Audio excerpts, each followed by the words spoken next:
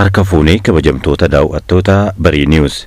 Guyyaa har'aa dargaggeessi Dubaay deemuudhaaf birrii 420 nyaatame eenyu kan jedhuu fi dhiheenya kana miidiyaa hawaasaa irra naanna'aa jiru maal kan fakkaatu isin biraan geenna.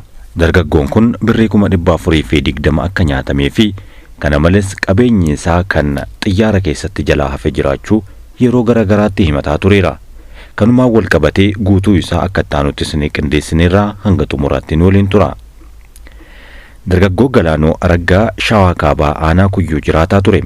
Dargaggoon kun ammaan dura miidhaan jaalallee isaa duraaniitiin irra gahee miidiyaa hawaasaa irratti miira boo'ichaatiin guutame yeroo inni himataa ture beekamtii isatti horeera. Dhiheenya kana ammoo hojiidhaaf jecha gara Dubaay yaalii taasise irratti kisaaraa maallaqaa fi xiinsammuutiif isa saaxilee himameera.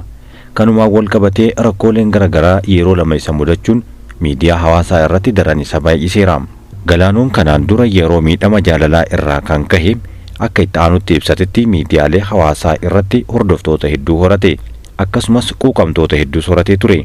Waa'ee mudannoo jaalalaa isaa irratti kanneen goota jaalalaati jedhanii dinqisiifatan akkuma jiran warroonni qeeqanis hedduudha. Dargaggoon kun miidiyaa hawaasummaa irratti erga beekamtii argateen booda biyyoota adda addaa irraa namoonni biyya adda addaa koottusiif mijjeessinaa jedhanii waamaa akka turan himee ture. Galaanoon maatii harka qalleessaa keessaa kan bahe yoo ta'u maatii isaatiif mucaa dhiiraa tokkicha akka ta'es dabaleera. Kanaaf jecha ofii fi maatii isaa gargaaruuf yookaan jiraachisuudhaaf hojiiwwan garagaraa hojjechaa turuunillee jireenyi isaa akka salphaatti isaaf hin milkoofne. Maatiin koo harka qalleessaa haadha koo anumatu gargaara. Yeroo namootni biyya garagaraa kootu hojjedhu naan jedhan yaanni biyya biraa deemee hojjedhee ofii kootii fi maatii koo jijjiiruu kun anaaf dhufe jechuun hima. Namni miidiyaa hawaasummaa irratti beeku tokkos viizaa fi baasiiwwan barbaachisu akka kaffaltii isa gargaaru erga waadaa galee fi booda gara Dubaay deemuudhaaf ji'oota dura sochii jalqabe. Nama maallaqa barbaachisu na gargaare kana qaamaan kan wal hin beekne miidiyaa hawaasummaa irratti seenaa koo erga dhagahee booda wal barre jedha. Waan barbaachisu kanaaf ammoo guutumaan guututti waadaanaaf galeera jechuun himeera. Baasii viizaa fi kaffaltiiwwan barbaachisu kanaaf kan oolus namni ispoonsara ta'eef kun birrii Itoophiyaa 400 fi 20 kaffaluufis dhaabbata imala mijeessuuf kaffaltii raawwachuu dubbata. Adeemsi imala gara Dubaay kunis yeroo Itoophiyaa irraa bahu viizaa turistiitiin biyyattiitti ammoo viizaa jireenyaa akka mijatuuf dhaabbaticha irraa waadaan galamee fi Galaanoon bakka amma jiraatu magaalaa Garba Gurraachaatti hojii hin qabu ture. Kanaaf carraan amma argame kunis isaaf tarkaanfii jireenyaa fi kan maatii isaa ittiin fooyyessu isa hangafaa fi isa guddaadha. Adeemsa jalqabe kanas haadha isaa hubachiisuudhaan ji'a tokkoof qophii imalaa kana itti fufe. Adeemsichi akka milkaa'u keessi koo amaneera jedha yeroo kana dubbatu.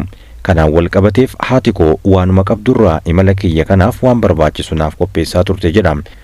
Galaanoonis guyyaa itti imalu tikeettii fi viizaan isaaf ergame waan jiruuf guyyaa itti sa'aatii imalaa eegutti aduun baatee isaaf dhihutti itti fagaatte. Kanumatti akka itti himametti guyyaa kiibxataa akka guyyaan imalaa isaa tahee fi gara Dubaay tikeettiin xiyyaaraa akka murametti itti himame. Galaanoon lafa qalbiin isaa dursitee geesse kana Dubaayitti balali'uudhaaf barbaree, bassoo, shiroo fi biddeena gogaa walitti qabatee akka achi keessatti qopheeffate itti himama.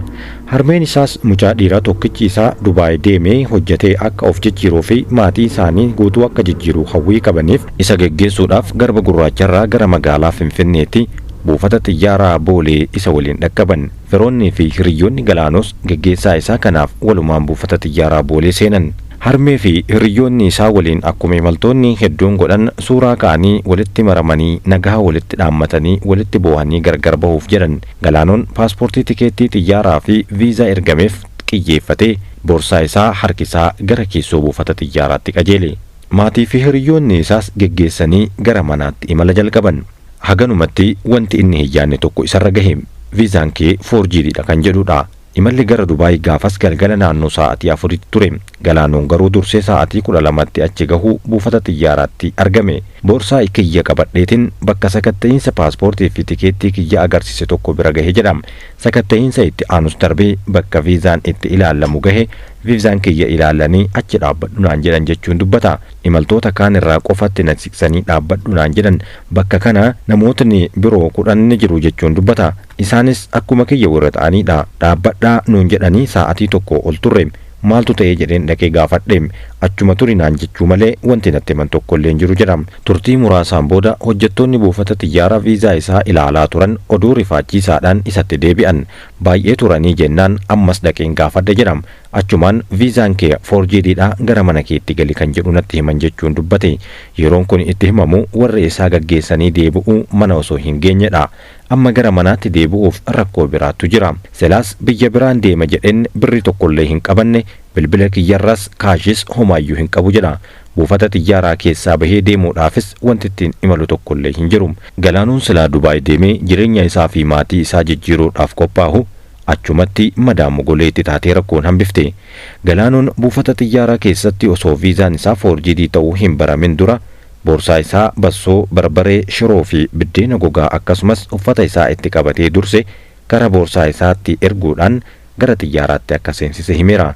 Erga kara manaa deemi jedhaniin booda akka kara manaa deemu amanee boorsaan kiyya hoo jedheen gaafadhe jechuun dubbata. Dafii atummaan deeminaan jedhan. Achitti osomaan boorsaa koo eegu halkan sa'aatii 7 gahee jechuunis dubbateera. Itti deebi'ee gaafadhe jennaan boorsaan kee xiyyaara keessatti gara Dubaay deemee jira. Maal wayya jennaan gaafa xiyyaara deebi'u fudhattanaan jedhan jedha. Galaanoon wanti isa mudate hedduu isa jeeqee jira. Imalli kun erga hafee lubbuu koo baasuu kan jedhuyyuu yaadaan ture jedhama.